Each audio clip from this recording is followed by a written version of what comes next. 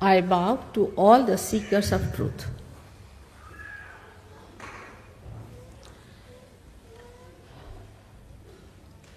When we are seeking the truth, we have to know, we have to be honest about it. Because it is benevolent for us, not for others. We are seeking the truth for ourselves, not for others. Another thing we have to remember, very humbly, that truth is what it is. We cannot change it, we cannot organize it, we cannot maneuver it. It is what has been and will be. And what is the truth? The truth is that you are the spirit. You are not this body. You are not this mind. You are not this ego. And you are not this conditioning. You are the spirit. But so far, you have been a human being. But to be a human being itself is a very great thing. It's the greatest thing to be a human being. Perhaps we have not realized the value of our life because we do not know what we are. The way we waste our time, waste our energies, waste our attention on things which are senseless, because we still have to understand the greatness of our being. Human beings are made with such care, so beautifully, such delicate working of the divine, from amoeba to this stage, passing through various stages. Such a beautiful thing has been created as a human being. But first we must have this attention to ourselves that there must be something. It cannot be a purposeless doing. It cannot be something just a chance. It's a wrong idea to play with. If the gravitational force of the earth or any one of the galaxies changes, there will be disaster, absolute disaster.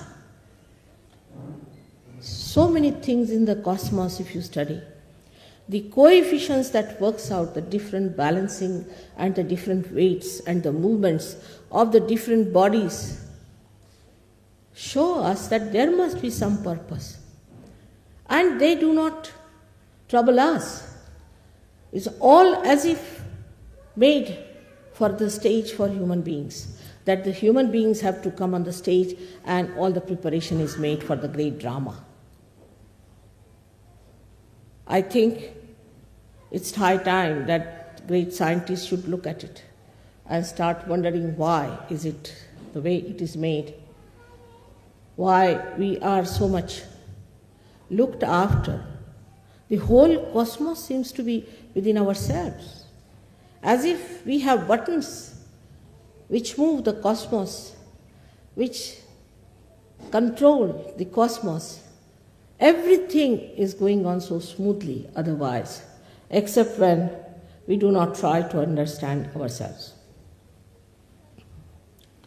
It has been said practically in all the scriptures that you have to seek yourself. You have to find yourself. Though I think many of the scriptures have been a little bit changed and have been used for certain purposes, still they could not get over this point that you have to become the self. You have to be born again. But that is not an artificial thing. We are human beings, not artificially made. We are made really by some sort of a living force from amoeba. We are not just made with some sort of a thinking or a mental projection. It is not a mental projection by which we have been human beings. It is something spontaneously happening, a living force within us which has brought us to this stage, with a purpose, with a meaning. And now, at this stage, we are free to do what we like. Many people ask me, what was the need to give this freedom to human beings? It was very necessary. If you have to have the ultimate freedom, you must know how to deal with it. You have to understand. Of course, human beings have to make mistakes. To err is human. And we have to understand that this trial and error business has made us understand. Also, those who have not understood must understand that there must be a wiser, a surer way to achieve that goal of self-realization, of self-knowledge. Self-knowledge we do not have, we must admit very humbly. We have had no system by which we could know ourselves. But think of a computer that is a human being is. As soon as you see me, you know I am there. You don't have to go for programming. You don't have to consult anything. You don't have to use any kind of computer or some sort of a complicated machinery. Automatically, spontaneously, in a split of a second, you know that I am standing before you and talking to you. Such a computer we cannot create.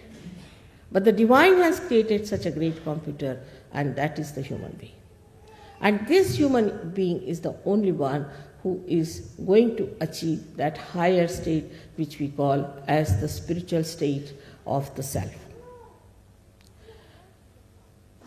Because in the science, they deal with the tree, I should say the outside, but they cannot go into the roots.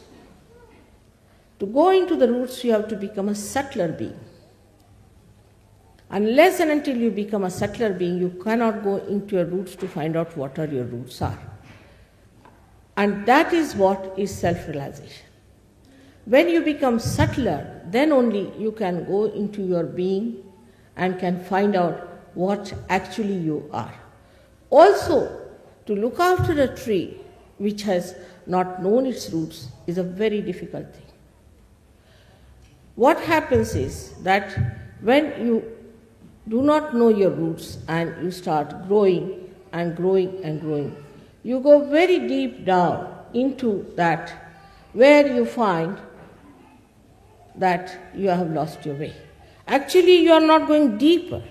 You are spreading outside more and more.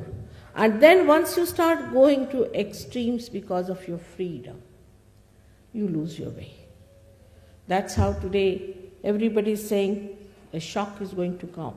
We are all going to face a shock. This is going to happen, that is going to happen. But actually it is absolutely in your hands because the whole of the cosmos is within you. The cosmos is working under your control, complete. It is absolutely looking after you. Every element is looking after you to preserve you, to guide you, to take you to the right thinking.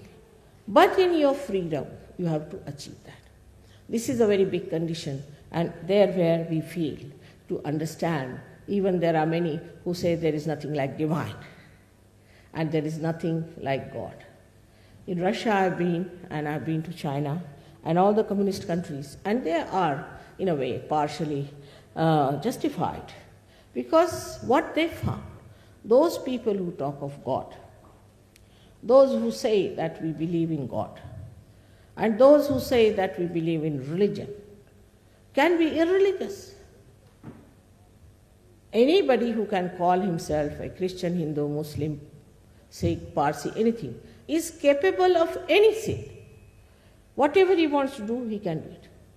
Nobody can say that because he was a Christian, he could not do it. So the whole concept of religion becomes a mental projection again, an artificial thing. But if a person is a self-realized person,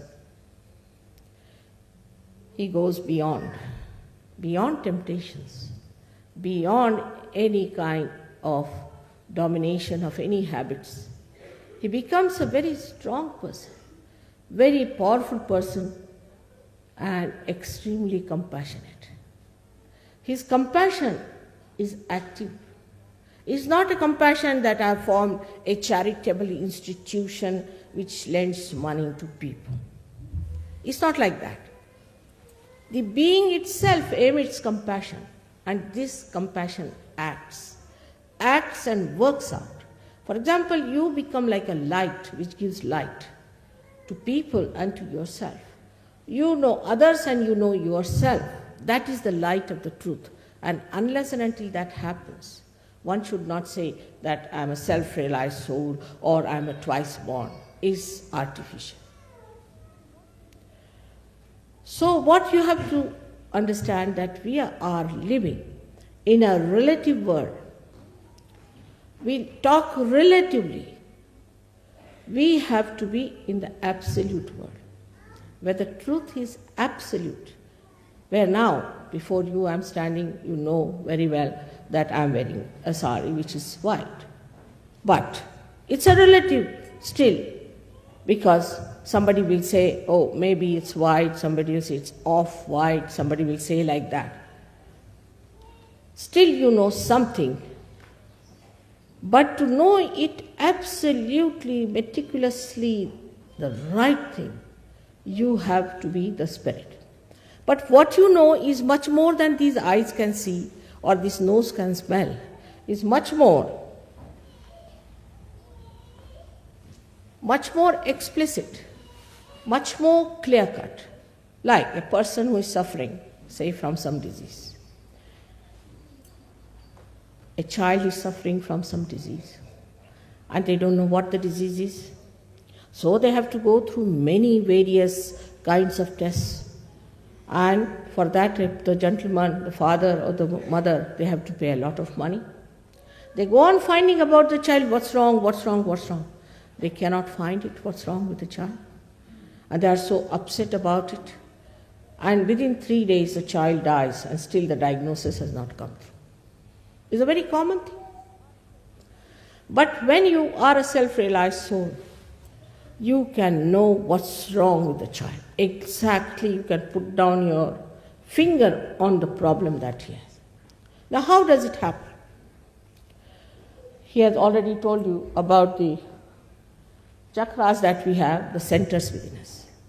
These are the centers which on one side control the cosmos, on the other side control us, give knowledge, and on the other side they give us the knowledge about others. These centers are within us.